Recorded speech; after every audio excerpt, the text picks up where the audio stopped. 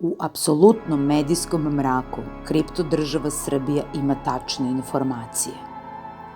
Pošto je teško verovati statističkim podacima iz Srbije, pogledajmo statističke podatke o koronavirusu iz inostranstva.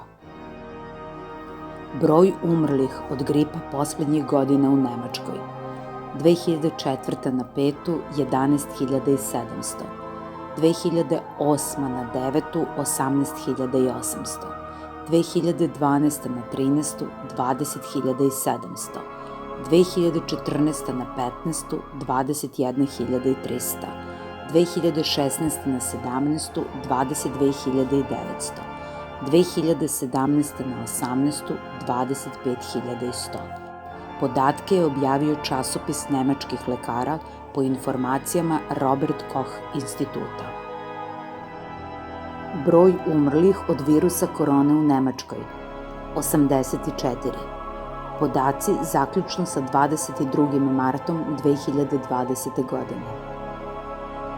Da li ste primetili da svi mediji koriste samo izraz broj zaraženih umesto izraza broj preminulih i na taj način sugerišu kao da će svi zaraženi pomreti?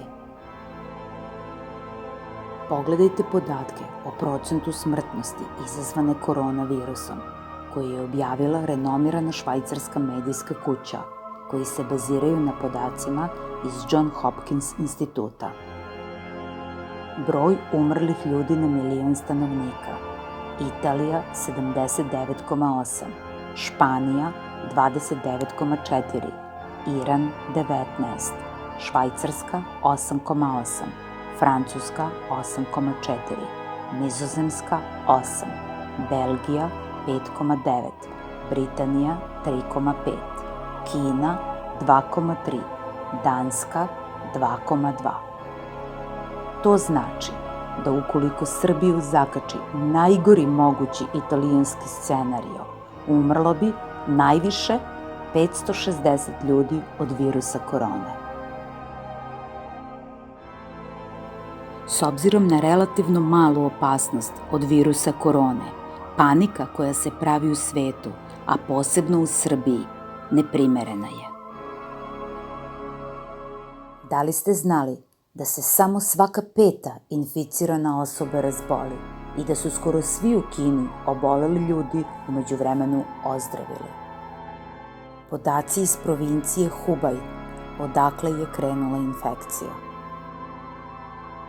Podaci iz Šangaja, kineske metropole sa preko 20 miliona stanovnika. Da li ste znali da Kinezi kao lek koriste klorokvin u kombinaciji sa antibiotikom acid-hromocilinom, za čiju se upotrebu čak i američki predsjednik Trump zalaže, dok se Svetska zdravstvena organizacija tome protivi, jer je lek koji se inače koristi za suzbijanje malarije previše jeftin. Nas je spopao 100 puta gori virus od korone. Istina je najbolji lek.